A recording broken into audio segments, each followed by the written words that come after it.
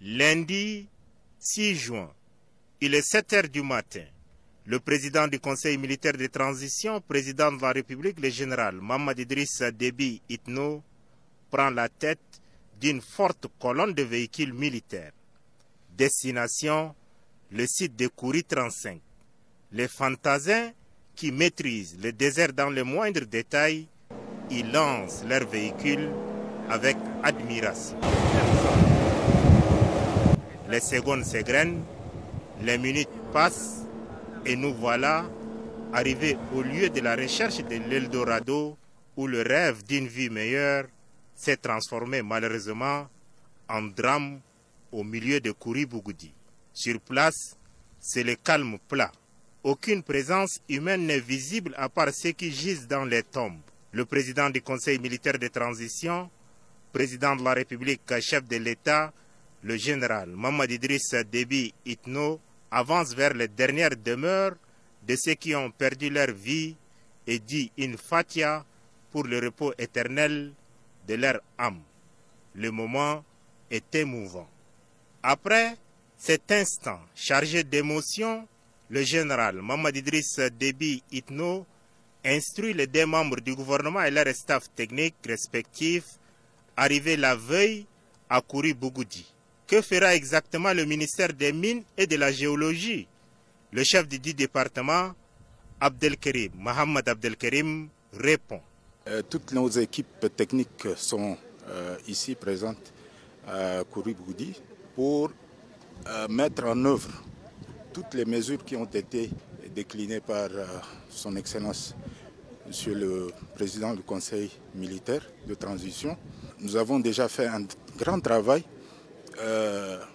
de traçage pour l'ouverture des couloirs d'orpaillage.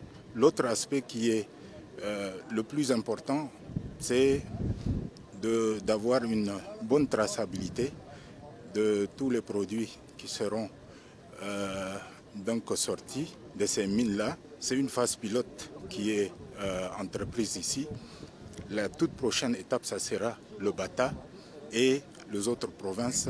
Pour faire entrer l'État dans ses droits, le ministère des Finances et du Budget a prévu tout un mécanisme devant générer des recettes, comme le confirme ici le ministre Tahir Hamid Guilin.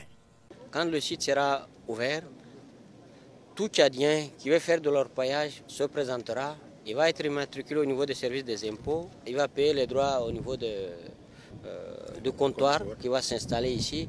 Et ensuite, il va faire de l'orpaillage. S'il trouve de l'or, cet or va être soumis aux redevances minières, telles que prévues par le Code des mines. Et ensuite, cet or, pour qu'il quitte le site, va être considéré comme une exportation. Et les exportations sont taxées au prix de référence. Et les déclarations seront faites. Et à chaque personne qui va partir avec son or, on va délivrer les quittances et les attestations de déclaration douanière. Par ailleurs, donc, le trésor sera là. Quand ce sera des paiements en espèces, le trésor va les encaisser. Quand ce sera les paiements en nature, le comptoir va le prendre et va le commercialiser pour le compte du trésor.